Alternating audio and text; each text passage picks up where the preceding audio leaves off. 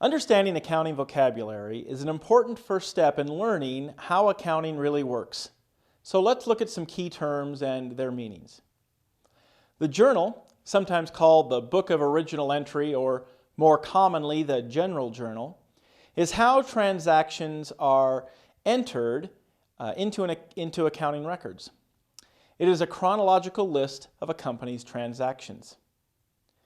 An account is a basic summary device used in accounting. All of the related transactions to a particular account are recorded in that account. For example, all of the transactions affecting cash would be recorded in the cash account. Accounts are grouped into 5 broad categories, which include assets, liabilities, equity, revenues, and expenses. We will learn how financial data moves from the journal into the account later. In an academic setting, the account is often expressed as a T account. 2 additional terms that are very important in accounting are debit and credit. Debit, which is sometimes abbreviated DR, means left side of an account. And credit, which is sometimes abbreviated CR, means right side of an account. And that's it. Debits and credits are how different accounts are increased or decreased, but they don't mean increase or decrease because it depends on which account they affect. Each transaction must affect 2 or more accounts to keep the accounting equation in balance. We learned this when we learned about the accounting equation. This is known as double entry accounting. So every transaction must include at least 2 accounts. One account that is debited and one account that is credited. There can be more than 2 accounts, but there can never be less. And debits must always equal credits, or the accounting equation would be out of balance. Account balances are either debit balances or credit balances. There are no negative balances in accounting. Balances are calculated by totaling the debit side of an account and totaling the credit side of the account.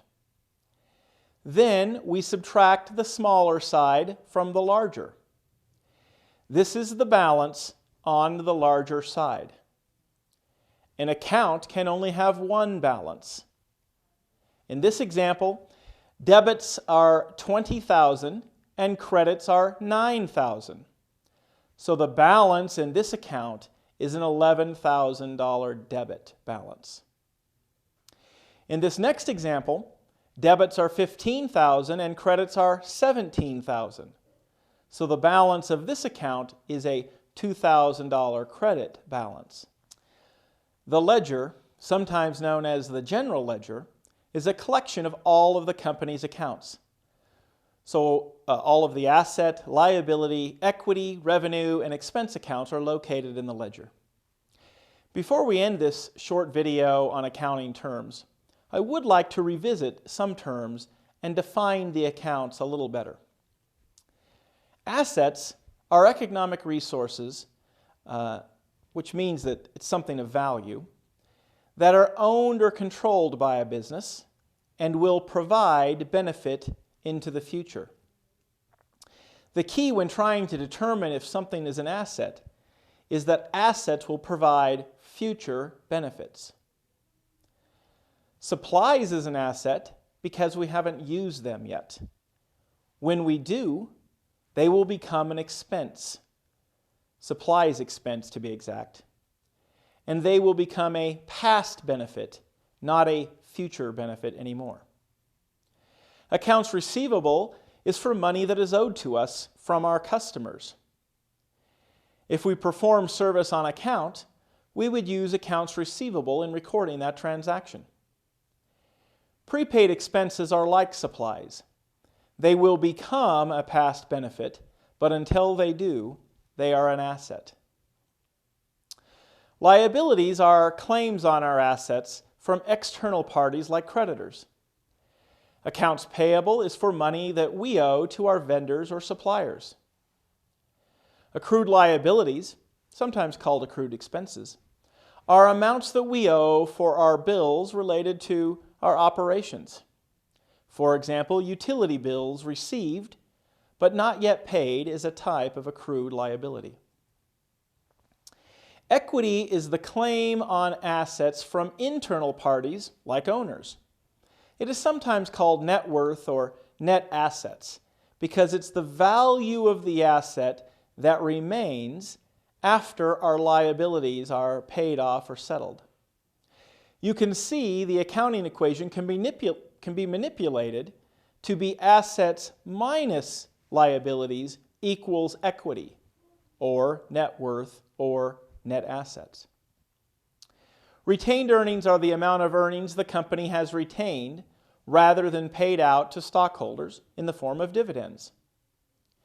Dividends are the amount of earnings the company has paid out to the stockholders as a return on investment. Revenues are inflows from operations. They are the benefit a company receives from their business operations. Recall that they increase equity, but are not technically equity accounts. Service revenue is earned by performing service. Sales revenue is earned by selling goods. Expenses are outflows from operations. They are the costs companies incur from their business operations. The account costs of goods sold is not obvious that it is an expense account. For retailers and manufacturers, it is often their largest expense. It is titled exactly what it means. It is the cost of the goods sold. And that concludes this short video introducing some foundational accounting terms and a more in-depth look at some specific accounts.